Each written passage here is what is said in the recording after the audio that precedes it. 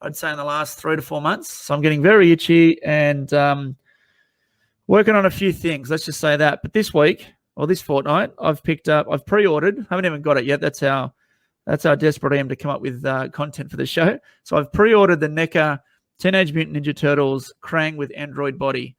Phenomenal piece. Cannot wait to get Very this. cool. I missed out on this as a child. The original Playmates Android body. It actually goes for quite a bit these days. I still haven't got it. I'd like to add it to the collection. So this, from a NECA point of view, it's phenomenal. I've been picking up a few of these of late, and I just think they're quality products. And NECA have smashed these out of the park, as I said at the top of the show. So, James, well done. Can you give us your best Krang voice? Jeez. Give us a bit of Krang. How he sounds. Shredder! Shredder, you idiot! What was it with 80s cartoons that the villains had the stupidest voices? Yeah. The only powerful villain in 80s cartoons was the boss against Inspector Gadget. What was his chaos? Was it Chaos? What was his Control? No, I can see. All you saw his fist and his cat. Yeah, all you saw was his fist, but he had the strong, deep voice. Shredder had a good voice. Yeah. It was good, strong voice. But then Krang, and who was the other one I was thinking of before? I can't remember. There was a Skeletor. Skeletor also had that sort of like, He-Man. Don't do it, He-Man. Yeah. What about so Shredder's voice was the uncle out of Uncle Phil. Phil out of Fresh Prince of Bel-Air. Great show. Alrighty, up next, we've got What's Online. Did you see what was online? What's online? Some bloke selling some LJN figures on eBay. What's he asking? He's asking too much. Well, did you make an offer? Make an offer. You can't make an offer. It's an auction. Well, just slide into his DMs. Maybe he wants to let them go for less. Maybe he's just trying to whet your appetite. Well, I don't know. We'll just make an offer. I can't make an offer. It's an auction. We'll just slide right in to the DMs. What else is online? Oh, there's so much stuff. There's so much stuff online. So what's online, James? We are looking at having a new little format to the What's Online. I'm going to be a bit more fun. James is going to be a bit more serious. Captain Serious here. And we've also decided we're going to cut down our What's Online to key pieces.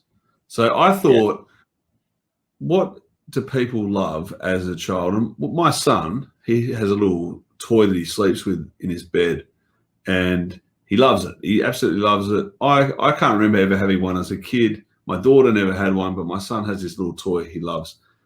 Anyway, so I thought, well, what would some of our members maybe like to have in the bed with them? And that's a really loaded question because yes, in the wrestling world, that could go anywhere. But let's look back in the time when buddies were a thing. So if you're in the UK, there's a nice Macho Man wrestling buddy, 90 pounds. That's probably about $150. Doesn't look in the best shape. Looks a bit squished. Genuine buddy. But then I thought, sometimes people, they want their buddies to stay in the box and just sit beside the bed. So how much would a mint in-box buddy cost you?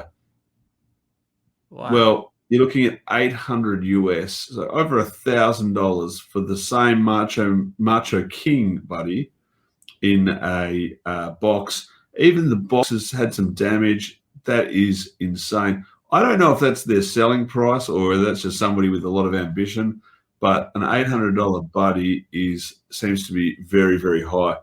And I thought, well, I've got 2 young kids, mate. I can't afford to be spending $800 on a buddy. So I went back to my eBay and I typed in wrestling plush toy. Let's see what I found. Well, it's a Homer Simpson, $14.50 plus $10 postage, you tight asses, whoever's selling this. A Homer Simpson who looks cross-eyed, and he has a luchador mask on as well with a cape. So, you know what? Forget your Macho King buddies. Yes, it might have more nostalgic pull, but if you're really looking for something good, buy that Homer Simpson plush toy and give it to your kids. I think it's a great thing to find online. Yeah, that's awesome. He looked like he had a few too many Duff beers. There's actually another one on there of Bart who looks pretty similar and looks also a bit wiped. So there you go. There you go. Well, as Chris said, each fortnight Chris will be picking some quirky finds, silly, funny items. Now me, Captain Serious, I'll be looking for vintage and a diverse range of collectibles that cost a fair bit of cash, which you'll soon find out. But I'm also looking at the ones that I find from an investment standpoint. So first item that I've found is an LJN mint on card Macho Man Bendy, and I've chosen this, Chris, because I think it was last show we talked about the LJN mint on card. How much would it go for? And I said, God, it's got to be at least $1,000. So this is a Bendy, and it's on eBay right now. For buy it now, $788.13 Australian. Wow. That's the Bendy. A beautiful figure, though, the Macho Man Bendy. It is. But you know what? It does make me think that, $788 for the Bendy, you would have to say the mint on card would be at least $1,500, $2,000, right? At least. It's just crazy talk. But that's what they're selling for. Absolutely. That's what happens when you have a limited market. That's right. But that's, off topic, but on topic, where we talk about, do we think Hasbros are worth investing in now? This is why I do believe they are, because we do have young members in our community that are investing in them. So here we are. We weren't really in the LJN era, but we would, there are people our age spending that sort of money and younger. So, which is fantastic for us if you still own a whole bunch of Hasbros. Yes. Now I've shared this item in the group before, but I want to reshare it because I want someone. I don't want to buy it because I don't have nowhere to put it, but someone in the community has to buy this. Please buy this. It's the WrestleMania 3 signed Pontiac Silverdome chairback, and it's signed by Hogan and Ricky the Dragon Steamboat. And it's only selling for $711.40. Buy it now or near offer. Or how much was it? $711.40 Australian for buy it now or make an offer. I like the fact that Ricky Steamboat also wrote on there, I stole the show. Stole the show, and he absolutely did. He and Macho. And when you've got that next to Hogan's signature, who was the headline for the show. Yeah. Steamboat stole the show. It's pretty cool. Yeah. If that had Andre's signature on it, I don't think I could help myself and I would have bought it. No, I don't think you could afford it, mate. You'd have to mortgage your house. Yeah, probably. That's Andre's signature on there as well. Be huge. Someone buy that, please. I think an item like that deserves to be in a Down Under collection. So James will give you a free stubby holder if anyone buys it. I'll give you 2 stubby holders plus 2 beers. I'll send 2 beers down. There's a bigger question here. How many stubby holders did you hold back when we got the initial order? You must have about 50 there. No, I held back 10. I'm looking at my leftovers now. I've got 3. 3 left. 3 left. And last but not least, for my What's Online find of the week, here's something for all the Ninja Turtle fans. An original Teenage Mutant Ninja Turtles Playmates hard copy prototype scratch. So the scratch figure, to give you an indication, guys, the actual release figure is really, really rare. It goes for an exorbitant amount of money, $1,000 plus. Have a guess how much this is going for, Chris, or what the asking price is. Oh, $100? 200? You are way off the mark. This seller is asking $85,000 US dollars. You want to know what that is in Australian dollars? That is $109 Australian. That is 109 Australian dollars. Buy it now. Absolute bargain. Someone buy this in the group because this is a sensational piece that belongs in any Turtle fans collection. I don't even remember that character being in Ninja Turtles. Neither do I, but for some reason it's rare. I know the figure is rare. So the scratch figure is one of the rarest of that line. But my question is, why? Why would you spend $100,000 on that?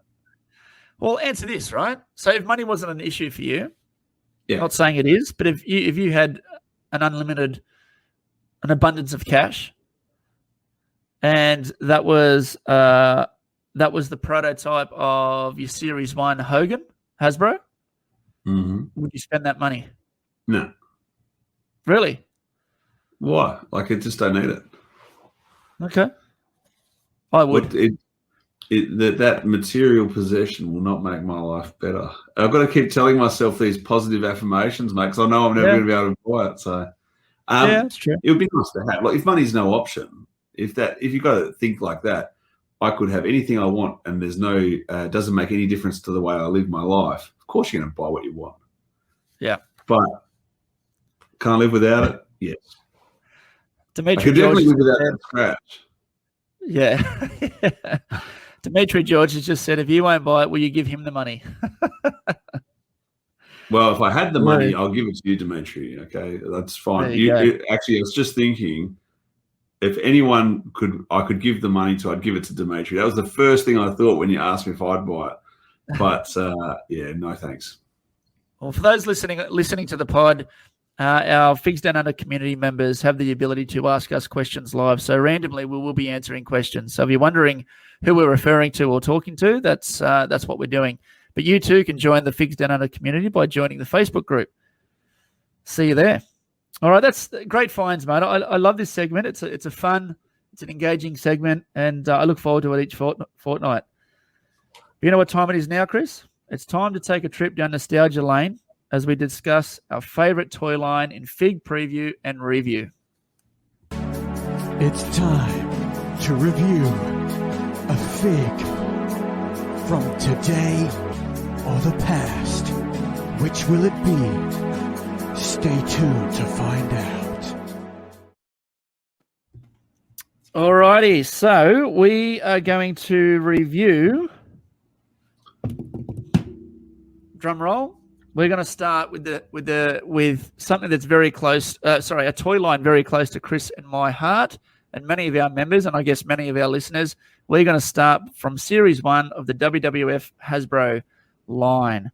And what we'll do is Chris and I will do a quick discussion on each figure in the set, and then pick one each of our favourites and do a deep dive into that figure. Ready to roll, Chris? The Series 1 set, I'll go through them, was Macho Man in the Star Trunks.